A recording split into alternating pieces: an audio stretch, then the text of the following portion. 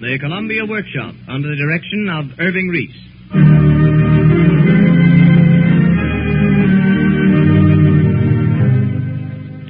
High up on a building on Pennsylvania Avenue in Washington, immortalized in granite are these words of Abraham Lincoln's. The patent system added the fuel of interest to the fire of genius. The American patent system is perhaps the strongest single bulwark of democratic government. Under its protection and encouragement, inventive genius flourished and made of a small, struggling nation the greatest industrial power in the history of the world. Because of the contribution of the American patent system to civilization, the Columbia Workshop is proud to dedicate this program to the 100th anniversary celebration of the United States Patent Office.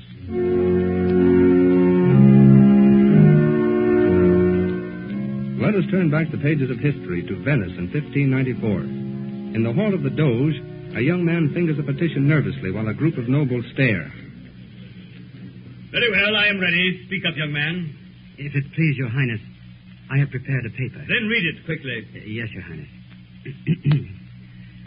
Your humble servant has invented a machine for raising water and irrigating land at small expense and great convenience.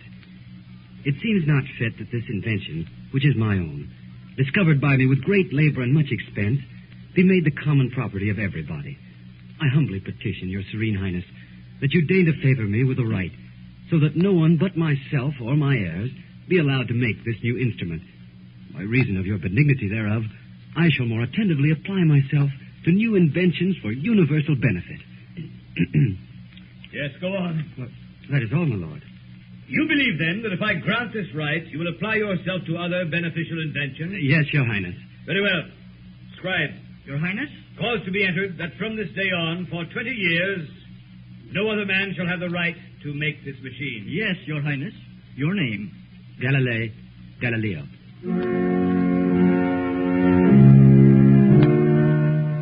On the fruits of Galileo's promise, I shall more attentively apply myself to new inventions for universal benefit. the world has long been aware. Thus was a young man, destined to be one of the world's greatest scientific minds, encouraged by the Doge of Venice.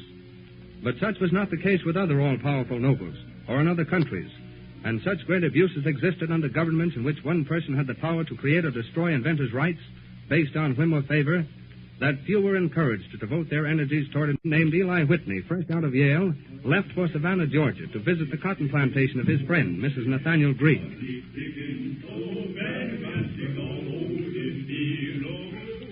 It is an afternoon in the summer of 1792. Young Whitney, who has shown a marked aptitude for mechanical design, watches a group of Negroes in the shed of the plantation. This is Mr. Stiles, Mr. Whitney, my overseer. Oh, how do you do, Mr. Stiles? How do you do, sir? Your people work hard here. Yes, sir. Seeding cotton takes a long time, and we've got shipments to make regularly. Tell me, do they have to pick each seed out of a cotton ball by hand? Yes, sir. Well, it seems there should be some easier way of doing it. Well, it's hardly possible. A machine had damaged the tender fibers. I waited Mr. Whitney could make a machine that would. He's made some very clever things for me. He would earn the gratitude of the whole South. It might be done. Oh, no, Eli. You're here for a vacation. I won't have you worrying about cotton. Why, a machine could do all that work in an hour. By George, I will do it.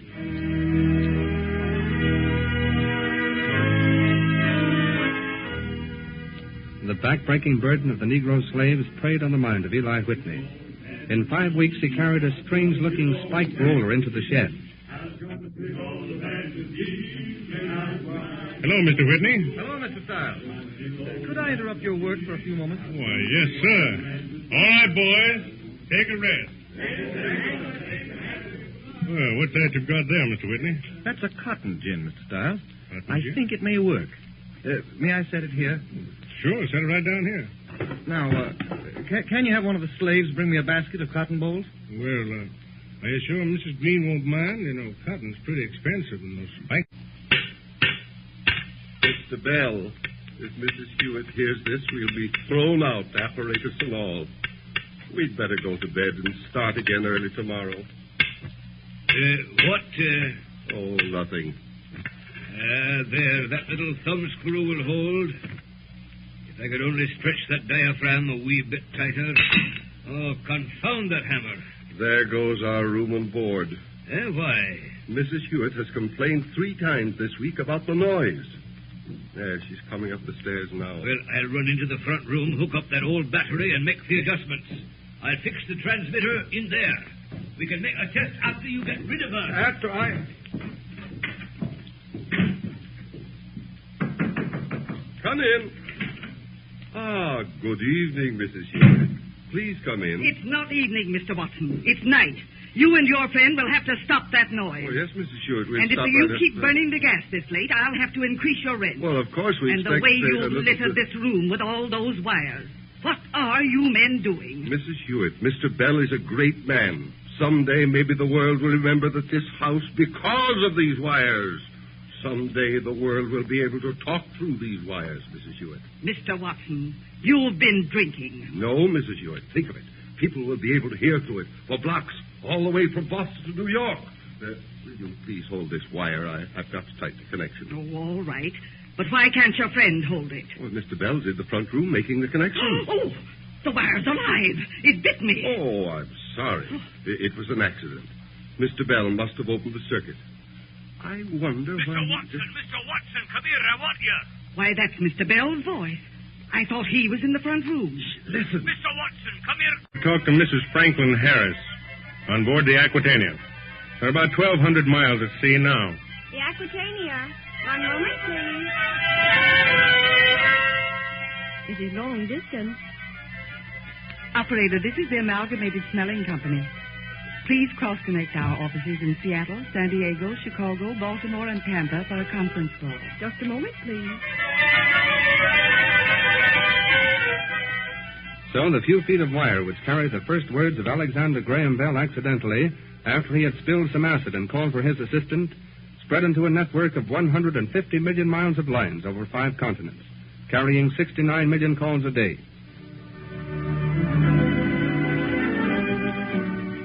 But if the first words carried over a line were strange, stranger words still signalized another historic milestone in American invention less than a year later. It is the last...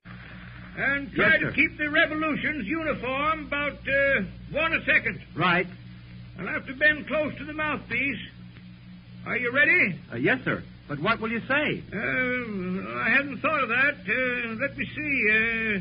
I've got it. Ready, Weaver. Turn. Mary had a little lamb. Its fleece was white as snow. And everywhere that Mary went, the lamb was sure to go. All right, Weaver, that's enough. Are those Macintosh apples, Tom, or Rome beauties? Yes, and you'll have to transport them to our homes, Tom. We'll use the $2 to buy more tinfoil, Weaver. Just throw the cigars out. Now we'll set the needle back. Now, when I signal, turn the crank at the same speed. Would you like to listen, Mr. Cruzy, and you too, Carmen? Sure. Sure, of course. Hold this to your ear. All ready, Weaver. Turn. So, I hope they're good apples.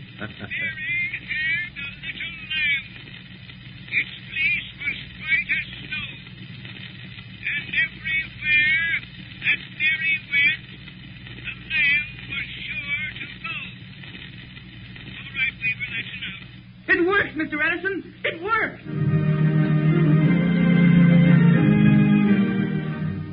Thus, with the words of a nursery rhyme, man's voice was first captured and imprisoned on a sheet of tin foil.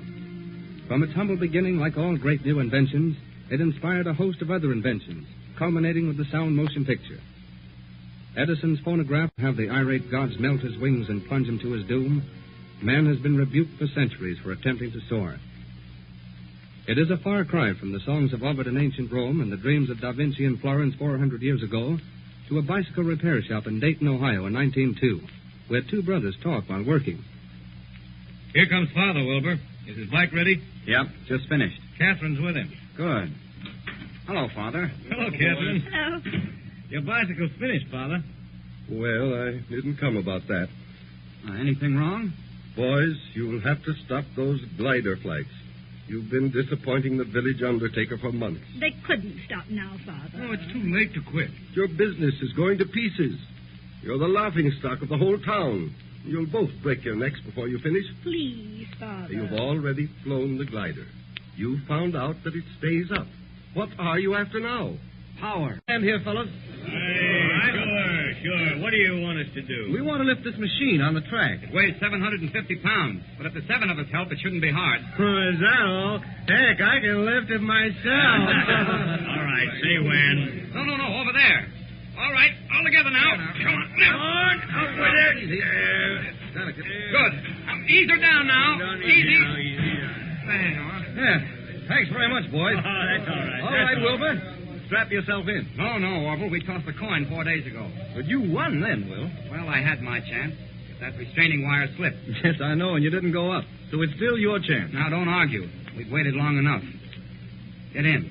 As you say. Strapped? Yep. You got the benzene on? Benzene on. Got the switch on?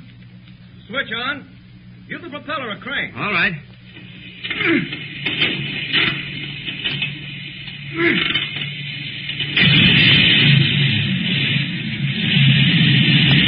warm up a bit, Orville. All right. Mr. Wright.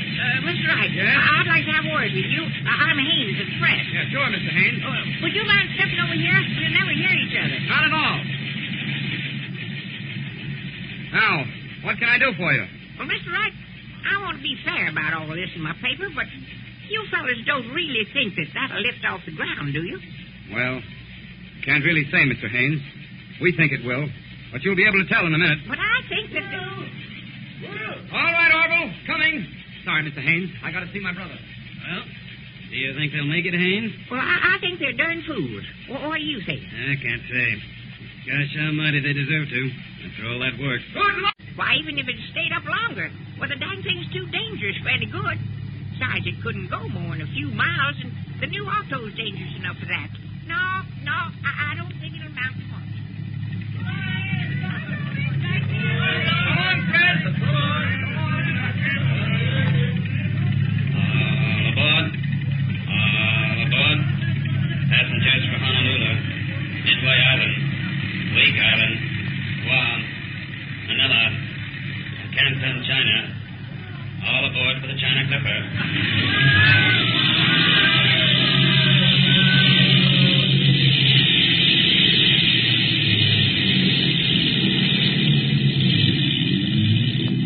Slowly, gracefully, the 25-ton multi-motor bird skids along the waters of San Francisco Bay, dips under the new bridge, rises to the infinite blue, points its prow to China and to Macklin, First Assistant Commissioner of the United States Patent Office, who will tell you something of the future of the patent system.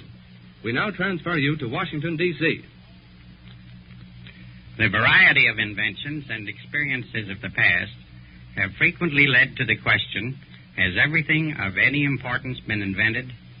Those who have studied the history of inventions answer emphatically no. In 1845, the first Commissioner of Patents, Ellsworth, said his resignation was of no great concern because mankind had achieved all of which it was capable, at least in the direction of material perfection. Since then, we have seen the telegraph span continents and oceans. Then came the telephone and later the radio. At a time of the beginning of the radio, with its dot and dash signals from station to station and from ship to shore, the horseless carriage clattered down our streets. Even at that time, the future will cross continents and oceans on pathways as definite as to altitudes and direction as the straightest railway track. Great airships will take off and land with the accuracy of the schedule of commuters' trains, day and night, in clear weather, fog, or storm. The number of our airports will, of course, greatly increase. Automobile transportation, as we know it today, has many problems which must be solved. The problems of road crossings and of automobile parking and storage need only to be thought of as having been worked out ideally to envision the actual conditions in a very short time. For example, automobile parking and storage in the cities will be like the handling of airplanes on an airplane carrier. Driving to the hotel or theater, one will step out of his car and it will drop from sight to be returned to the owner promptly on call. We're all looking forward to the advent of television. developments in the photoelectric cell and other electrical marvels are bringing practical use of television nearer every day. Soon television will take us to the scene of action of news events of peace or war, accident or parade. We may watch distant football games now where we only listen. In the realms of science, we may expect many surprises. For instance, in the near future, electrical microscopes will give us details of minute wonders, seen with enlargements many times that of which glass lenses are now capable. And by the same token, electrical telescopes may take us hundreds of millions of light years of distance farther out into the universe. We will also be able to see in the dark. With all these things, there must follow the development of human engineering. Our relations to each other in the community, state, and nation must be studied and improved in proportion to our development of instrumentalities which serve man. Not only will man... Tune in next week for the Workshop's presentation of one of the outstanding experimental dramatic scripts, Rhythm of the Jute Mill, by William Robeson. This is the Columbia Broadcasting System.